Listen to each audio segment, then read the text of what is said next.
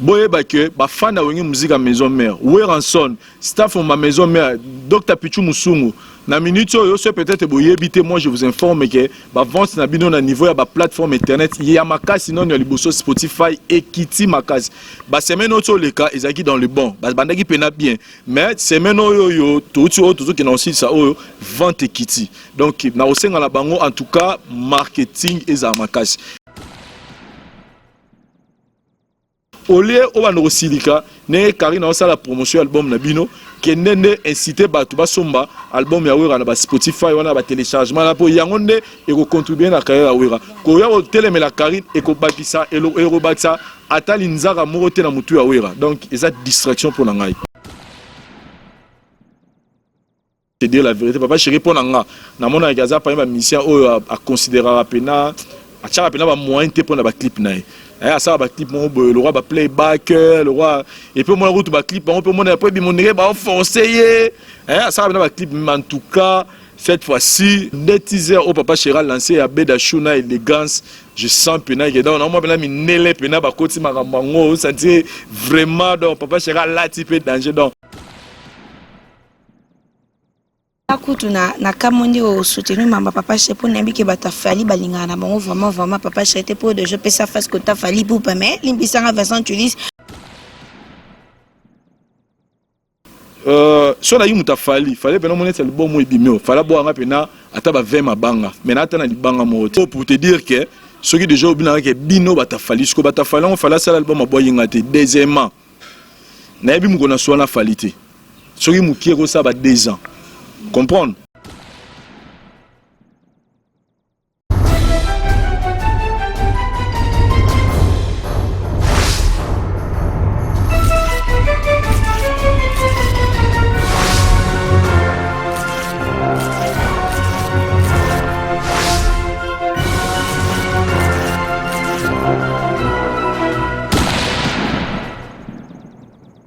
Mesdames et messieurs, bonjour encore une fois de plus. Je suis tellement heureuse de vous présenter cette très belle émission Slativa de la presse que vous aimez tant.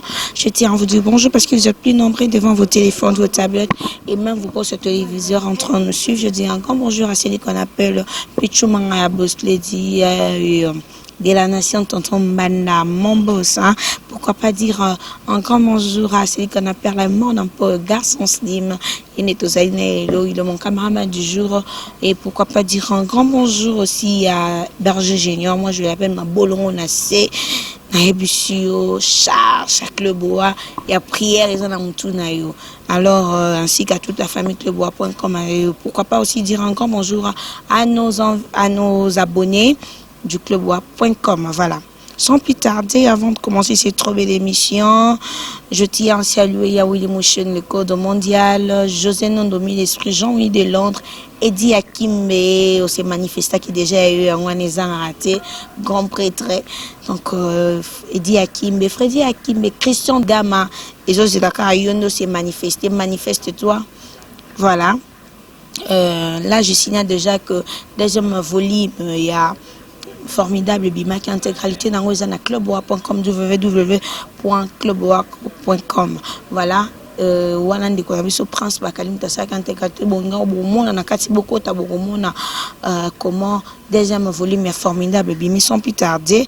Je savais que mon invité du jour, il s'agit donc de Vincent Tulis, toujours ça analyste au Panzanteke parce que bah rumeur makambozo les cas vraiment na monde na biso et l'équipe tellement trop, alors je me suis dit non ko camter ma téléphone ben à l'an de me confort bazar intelligent, alors na une tout Panzanteke qui déjà j'ai dit bonjour ndonga moi si bonjour Clebois de la nation Tonton Mbanda. Et puis, c'est ça, dans la paix, c'est tout le monde. Santé, ça va? Oui, ça va. Par la grâce de Dieu, tout va bien. Bilan au Boni, il y a Moussala, na chaîne, ça a été comment? En tout cas, bilan est hyper positif année 2019. C'est hyper positif. Pourquoi? Parce que depuis la nuit, depuis Kala, tant nous, DVD. Je me disais toujours, on arrivera un jour, puis on a la production à Biloko, mais j'avais pas de moyens. Mais là, tout ça, la chaîne YouTube, je me suis lancé dans cette aventure et c'était pas vraiment facile au début que bato au moins déjà que bato basi ba mesana otala ba chaîne na bango ba théâtre balanda ba théâtre na bango. Mais on a tenu aujourd'hui. Je termine cette année avec ces 6 grandes nouvelles et que Batu Pena yambinga la mbetali théâtre. C'est-à-dire que le Pena tout le monde ça ba théâtre ba vieux tout le monde ça là et encore puis impact. C'est pas seulement bon l'on se reçoit la vie belé mais on peut impact dans côté. C'est-à-dire impact dans le sens que on peut retour ya Batu bazo komela yo bazo pesa ba idée baza ko apprécier banini donc en tout cas je me sens heureux. Pourquoi? Parce que Batu Pena yambi biso donc et puis na nenga ya cadre nango performance nanga ponga la tso na bani ane na lorana sa performance mo do performance c'est-à-dire na sala ba vie moro boye belé makasi et performance nanga ya ne oyo isa 907 000 vies. Ils appellent un cadre en tout cas il n'a pas à 7 mois performance dans la et puis côté théâtre j'ai vu que Batu Pena yambinga et puis nous avancions dans le tribunal ils ont la PKK toujours avancé dans la vérité en face ils ont la PKK donc en tout cas et puis on a commencé l'année avec moins de 100 000 abonnés mais les autres on a toujours déjà 140 000 abonnés donc c'est bon. Association ya yona mutalika sur boseli ya tribunal batu ba bien aux associations bondoki boza wana ka botonga ba musiciens bozaka pour ba musiciens moko boye les autres bo le bela bangote ko le bani par rapport. On ne sera jamais satisfait à tout le monde, on les a loi nature. Il y a ce qui n'a objectif à malam pour na humain, mais à la fin il n'était pas accepté par tous. Donc nous on va faire ce qui est bien. Au biso tout le monde est bien, tout le monde peut battre souper ba se planango. Association ngana mbutalika su egoza jamais abondoki parce que mambo to lobara toujours apporter car un plus na ba créer ba mission na biso toujours apporter ba bloro oyo ekosala un jour ba mission so ba tchango en pratique et osala bien mo répondre na bango. Je pense pas que to yara ko lo makamo boya lokuta to kosala ba campagne mo ya mabe pour na musicien non.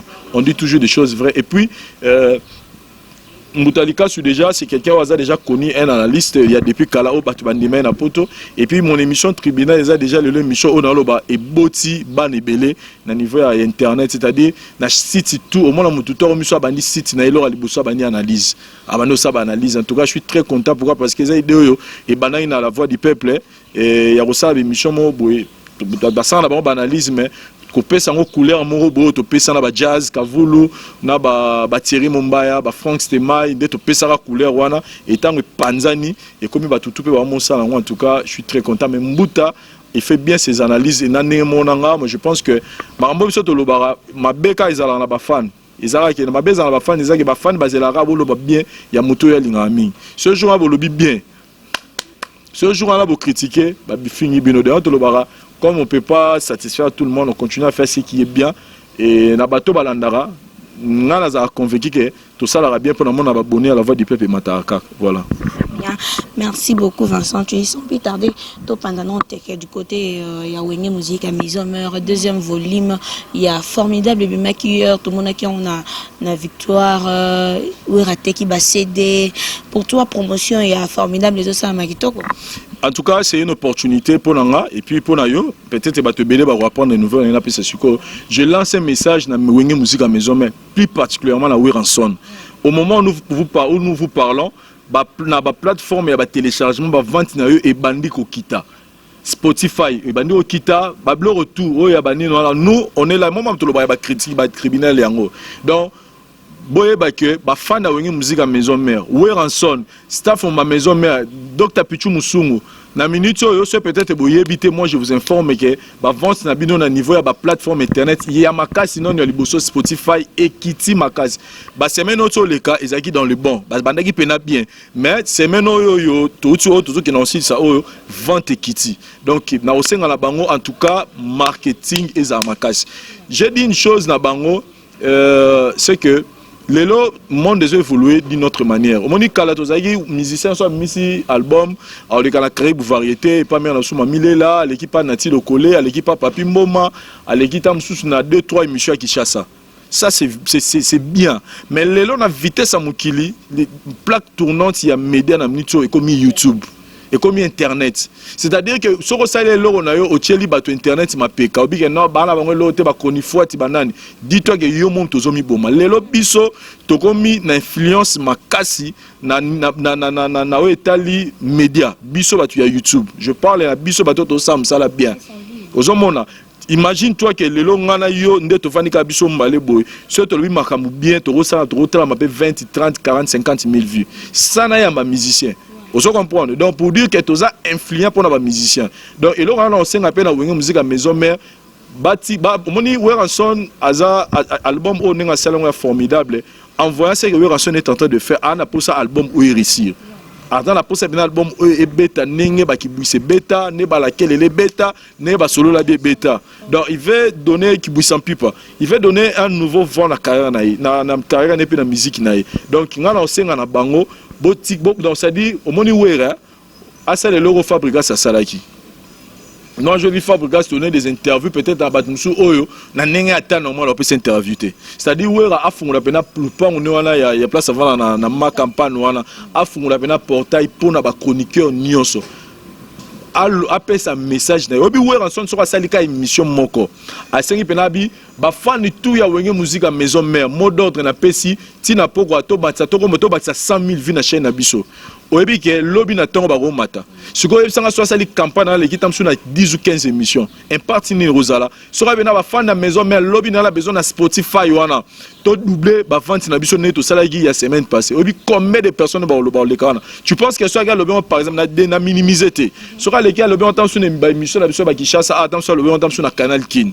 Et maintenant le basi ko wera na canal qui na lobby yango et ceux qui na Kishasa tu penses que ils ont influence mais dis-toi que il y a plus de peut-être plus de 5 millions d'habitants au bazali bana ya Congo pas congolais ba li bana ya Congo ceux qui atteint 1 million à réussir ko saisir bango na message na impact ni na ça là ba niveau ba plateforme nyonso avantage ba wifi et à tout moment to bima raté surtout voyager to mona à l'extérieur l'internet c'est rien bango ba tala na ba TV donc en tout cas ouais en son marketing au sein de Kishasa bravo c'est bon akenango bongo mais qui se dit que na minute au vitesse à mouki les internet donc à fond la porte ne doit pas cibler là na sur là on a na bata d'été qui pour vraiment que son âme repose en paix. Dans ce cas, on a Dr Pichou Moussoumou parce que Dr Pichou Moussoumou c'est quelqu'un qui est très intelligent, qui sait assurer le marketing au niveau il y a maison mère Makasi. Donc solo là on a texto et na c'est même bon ça la sélection moro boy bon pour nata ba quelques chroniqueurs ou moniqueurs ba rosa na wer interview mais bon ça matraquage mais moi continue ba musicien continue Jamaïque continue Café Room ou autre musicien c'est bien mais c'est autre chose ce qui wera so ba moni pena ye moro wera pena c'est donne la peine na moni lobby Félix Oisé quoi a sali be mission na mona sali na Franck a sali na Kani Piana a sali na Aïcha Okoko vous comprenez et pourquoi ça parce qu'à mon quartier au plus mot on a besoin à motiver public il y a YouTube ou public ko batala pour Congolais on monte la mini YouTube même na kina biso comment dans monde soit télévision tu penses qu'au type potonzo à la nega na Kishasa donc moi je pense que na Weranson il est très très important na yé na moment oyo ba font la porte na marketing internet parce que total na niveau de plateforme et téléchargement masoli comme okita ça c'est bien Vincent Chilizo na hésité na tout nos questions parce que ezo ina entre ba fan ya wenge musique à maison mère na 140 kunta babino bango moko bana wenge musique à maison mère bandimi na nous parlons ya Karine Okonzité 140 comme da conseil ça ba promotion le bela comme na bisio entre banzoi entre bana wenge ba fan na wenge musique à maison mère na 140 kunta il y a le feu pardon. Non, le bagage le romoni tant total à la télévision. Romoni tant sous publicité modèle ka Bralima na tamsu na RTNC. Toi tu penses que mukolo Bralima na tamsu bazara bonne relation na mukolo RTNC. Au moins la publicité mo boya RTL ele ka par exemple na antenne A. Tu penses que mukolo antenne A wana mukolo RTL a la besoin na bonne relation na antenne A pour l'ex publicité non, lui il vise son intérêt. L'intérêt de Bralima est que publicité na ye et les antenne A pour que soit les antenne A batu barotala batu baromona batu bar consommer produit na ye. Donc na minute oyo na wetali marqué mambo ya mambo le entre Karine na Weranson na merci de Jima Pata biso nyonso to sepelati. comment on a nini, elle a manqué de respect. Na maman, oh, nga personnellement, j'ai beaucoup d'estime. Dans le bar après, maman, ma zone, c'est cette maman. Oh, nga, le bar après, donc on appelle ça ba musicien valeur. Donc, tout ce qu'elle a fait, nous, ça nous a éclairé au moment où elle est partie à Oloba, même à Rambo, à Koka, à la télévision. Oh, nga, on ne même pas répéter, dans respect, dans un maman. Mais, pour l'instant, oh, on a isa Marambo et Tali, ils ont moins libanda. C'est-à-dire, ce que Karine est en train de faire, ils sont fanatiques. C'est-à-dire, ils ont n'engé moronga, n'engé moroyo, n'engé moro fan wana ya wera wana zo silika wana. Pour fan wana wera pe, azara mutu lo wayi. C'est-à-dire, mutu na mutu, alors ça, la seule Karine a sepeli na parking. Elle veut danser parking na n'engé na. Et que, Kobina on a page na ko influencer pe batu ba découvrir pour que nous sommes on a iTunes to na Spotify to ba yo on a YouTube à quoi il est mal je m'appelle Soki to moni wera son na émission mo bena le kabi oh en tout cas Karine Konzi boy comme ko inventer ne parce que tout monde ina Koffi Olomide a wana ne batu ba ko silika moi batu ba ko silika peut-être à Koffi to moni que non Koffi Olomide peut-être qui prend cette peine là pour défendre Karine ya relaxer nini ya ça na problème na Karine té au moni ko défendre Karine a wana ba fa na maison ba ko silika mais aussi longtemps ki na nous eloke bimi na no wera té pour défendre nos abus moi aussi alors tous à la concentrer quand on sait à la maison mais au lieu de critiquer Marambo Karine à sala dans la maison mais base à la distraiter base à la concentrer dans l'album na bon base à concentrer dans promotion album to beta sur Spotify au lieu au va no silika ne Karine à la promotion album na bino kendende inciter batu ba somba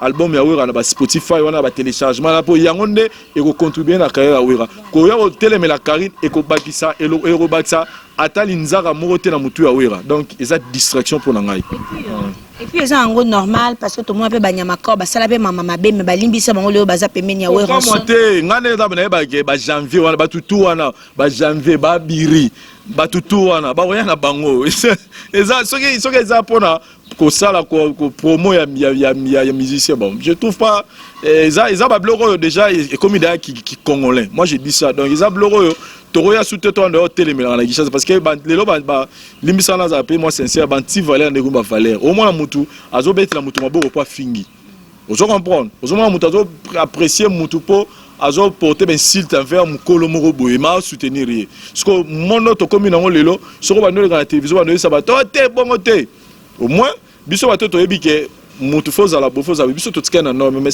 les gens qui pensent que il faut soutenir banti valeur on a un problème donc on a non comme on te selon na moni pas biri na moni pas janvier na moni pas tout là bon et ça normal mais on a singa la fa la maison mais soyez concentrés pas à distraiter Karine Mokonzi aussi n'est pas une sorcière au boku au limbisati azam mutu soit mais ça non senga pardon tel ba pardon mona monoko maintenant musu pardon na yeze yango wana bana wenge musique à maison mais bochana c'est azam wana bino alors qui ne peut wenge depuis le bas âge sans plus tarder to panzanteke mpandi ya Ken Piana na ebisi o Vincent Tulize yini mabe Ken Piana na Mosaka na manike kufinga na comme pas possible na internet ba comme na ba vie privée Ken Piana comme ofinga Mosaka bokola bana te et tout Mosaka akomo ofinga Ken Piana utaki soki so akoma azaki so pe soda aya kotara na kabia les pères pour nini est-ce que flamme nini ko salama entre la musicien au bato benge porte-parole ben ça azo appartenir to benge ka musicien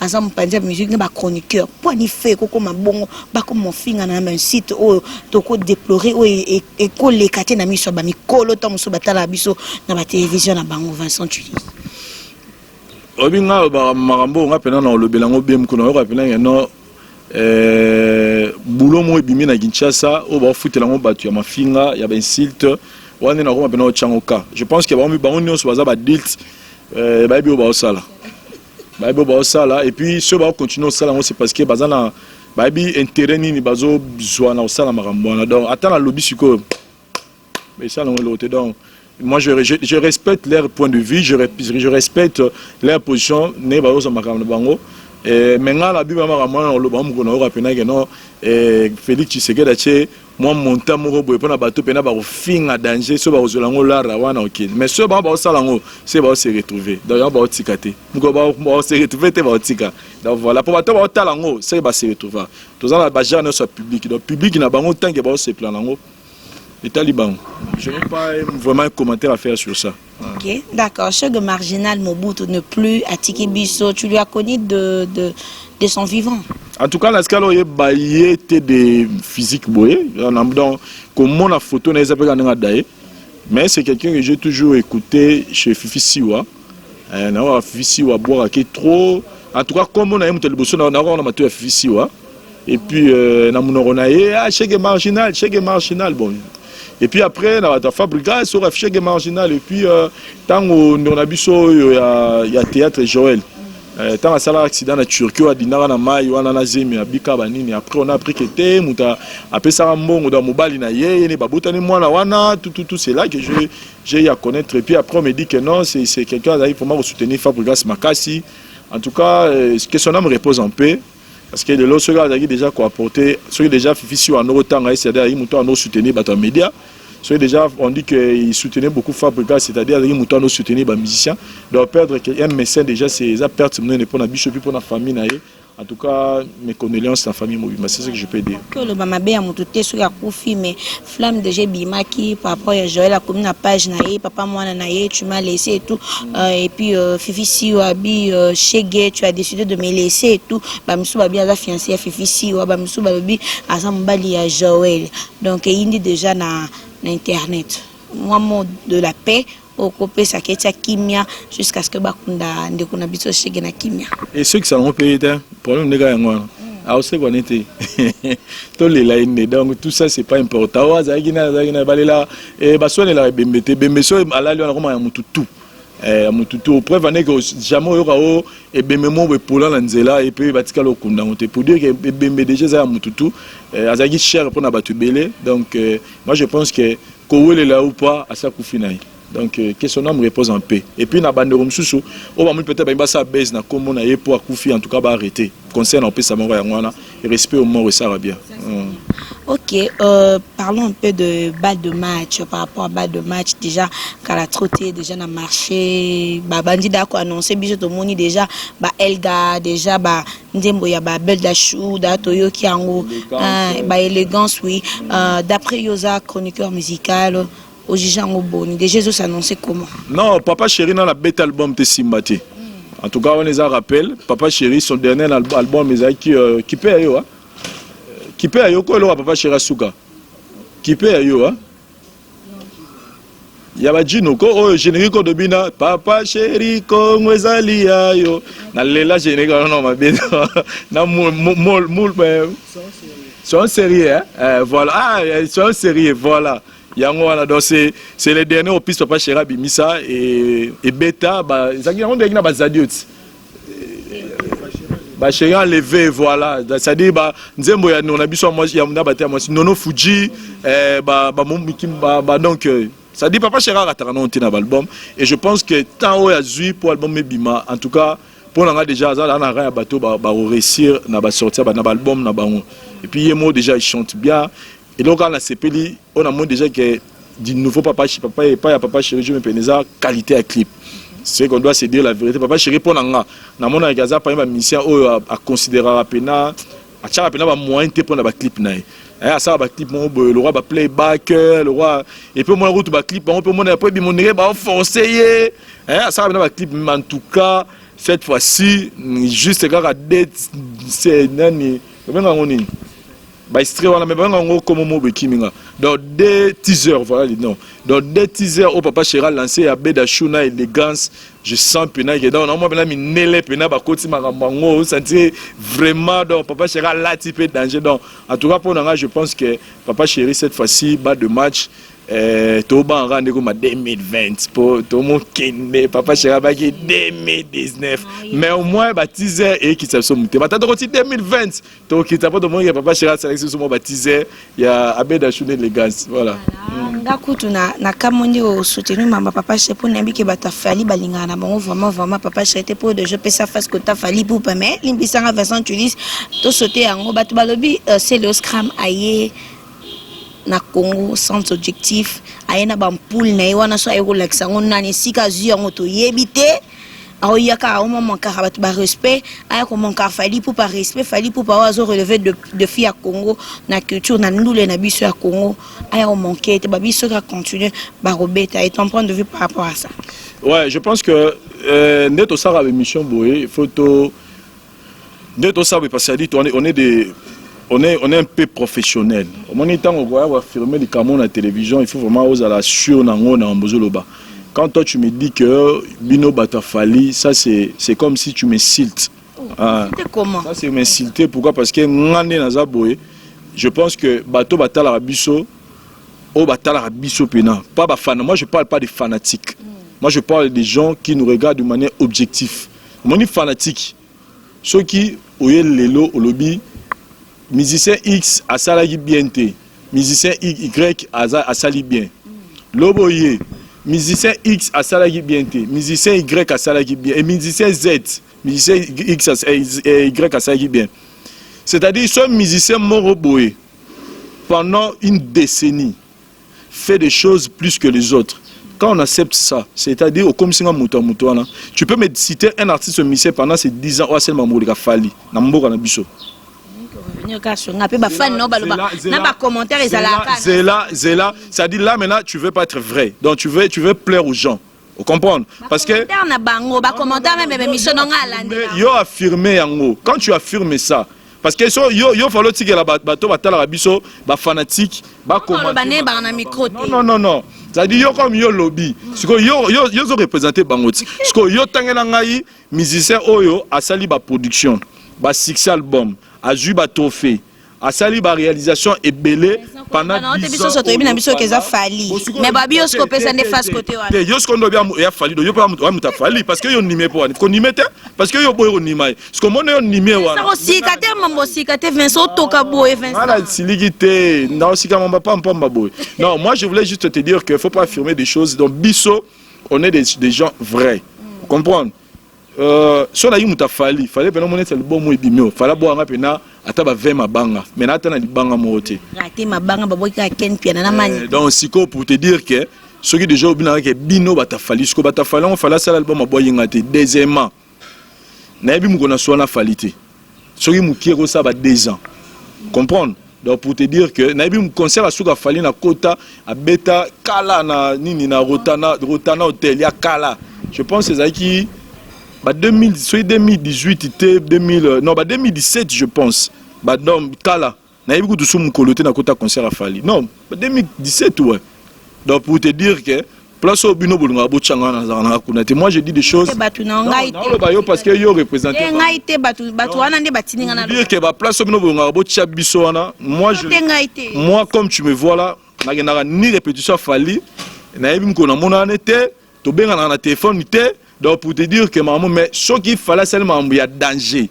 Non, c'est la Camerounais je suis chroniqueur de musique. Donc je dois féliciter mon artiste. Ce qui fait rigolo là, à seulement en danger. Je vais venir passer à la télé pour féliciter. Et dans cette partie de l'émission Tribunal, nous faisons des critiques et d'analyses. Donc ce ministère quand on a petit faux, to le bakasali ma bene mission toto sala ya suka ah mbutalika sur le bibi le bibi que clip featuring ya mabe oyo ko fallait sala eza oyo ya pour passer dans Arkeli. Donc ce qu'on le bagi bat baba mbutalika ça mutafali sur le bibi bon poani. Pour assister là que ça va tout ça bon côté. Donc arrêtons de faire des jugements, n'espère que fanatisme sont vrais. Voilà. Ça c'est bien façon tu dis. C'est Léo Scram en tout cas dans la concert peut ça c'est Léo T. Il est tellement il est assez adulte, c'est Léo. Aibi mamba osala. Donc mamgolo za bongo donc APC le pena mukolo. Ah papa bane belé donc aza musicien mboka na biso. Donc sera moni que une vie na ye pour asala marabne fa kene na raninga kendara wana. S'il trouve qu'il est heureux avec ça, qu'il continue à faire, et Blaise Bula Loba rende kita. Donc, Nasuka rende parce que les équipes bientôt mabé. Il y a certains qui ont conseil, il y a des missions qui ont conseil. Donc, du coup, il y a ça la bala moi ça le camarade nanga a biso pexa ba chroniqueur na biso Congo to ba musicien na biso le cause comme bavard na stade de martyr. Du coup, se retrouver bien au salamambo au sala ça puis façon tu dis azana est musicien à moutouté aza porte-parole à chroniqueur à moutouté pardon et puis aza attaché de presse na ninga komi komisate donc na niveau nazal lelo Né na baki na mort muta finga so bokitsanga na niveau là muta musicien d'un chroniqueur à musicien. Na nenga o mikumisa te donc je veux pas ce niveau. Tu es maître. Il est naître, Azana Moutamouté, sans plus tarder. Vincent, tu dis que tu as déjà au Lobinidi. Non, on a Bafana. En tout cas, Club Boys, on a compté. On est la troisième fois là, les chaîne à Bino. On a de la nation, on a toujours reconnaissant. Parce que dans la chaîne, on a la voix du peuple Sika. Il y a quelqu'un qui m'a encouragé. Et puis, à chaque fois, j'avais des difficultés. Et là, moi, j'ai option en tout cas, à chaque fois, j'ai appelé de la nation. Ils étaient toujours à l'écoute et puis ils m'ont orienté. Il m'a toujours encouragé. Il y a site en tout cas, n'hésite à regarder. Donc, pour parler donc, je suis toujours disponible. Voilà. Si vous n'avez pas 3 personnes rapidement pour toucher. Président Kadima Mukendi.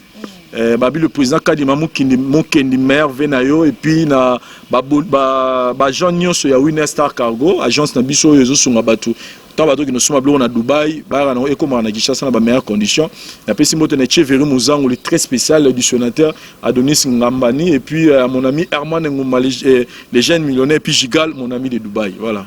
Ça c'est bien, merci à tout le monde qui nous ont suivis particulièrement de la nation Tonton Banda Pichu Mangaya Boss Lady ainsi qu'à Berger Junior Mabolongo Nassier. Je dis un grand merci à mon cameraman du jour, en même temps il est mon coordonnateur, il s'agit donc de Herman Ampol, Garçon Slim.